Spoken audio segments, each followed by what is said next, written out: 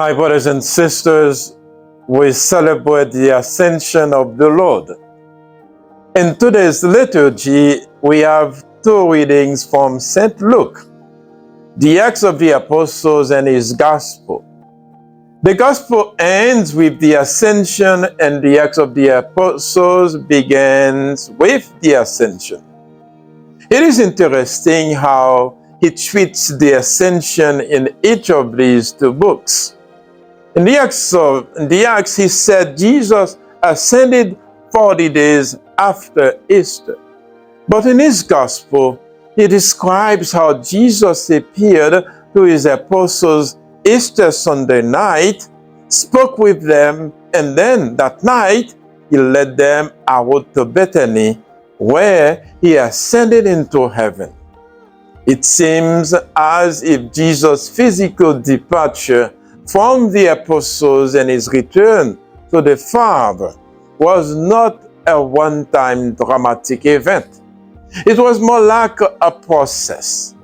One way of thinking of the 40 days period is that after the resurrection, Jesus appeared rather frequently to the apostles.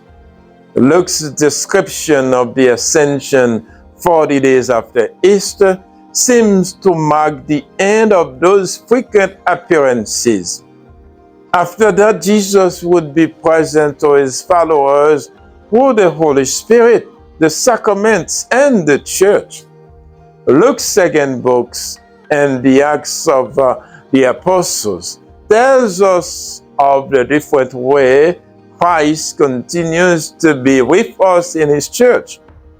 We can say Christ, the priest, while ascended to his Father, is present and active during the celebration of the Mass in four ways. First, in and through all of us who gather in his name, Christ prays and sings to the Father, and he urges us to look in the same direction with him, toward the Father. Second, he acts in and through the ordained priest who offers the sacrifice in his name and who is the sign of the unity for which Jesus prayed at the Last Supper. Thirdly, he speaks to us through those who read the scriptures, through them and the preacher. He proclaims that it is the way to the Father, the truth of the Father, and the life of the Father.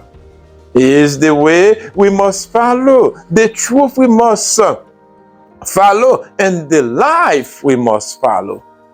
Finally, for the Eucharist, he draws us to himself to offer perfect thanks and praise to the Father.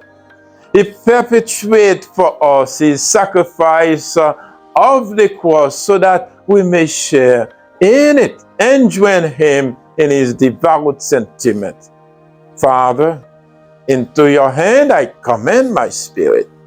Pope Pius XII stressed that participation in the sacred liturgy is our chief duty and supreme dignity as Catholics. Although Jesus has gone home to heaven, he is still present in the sacred liturgy to lead us in our worship of God the Father. Today we celebrate Haitian Mother's Day as well. So I wish a blessed day to all our mothers and grandmothers and substitute mothers. It is an appropriate day to remember Mary, our mother. And since the month of May is Mary's month, I encourage you to have a special devotion to her throughout this month. And happy Mother's Day to all. May God bless you.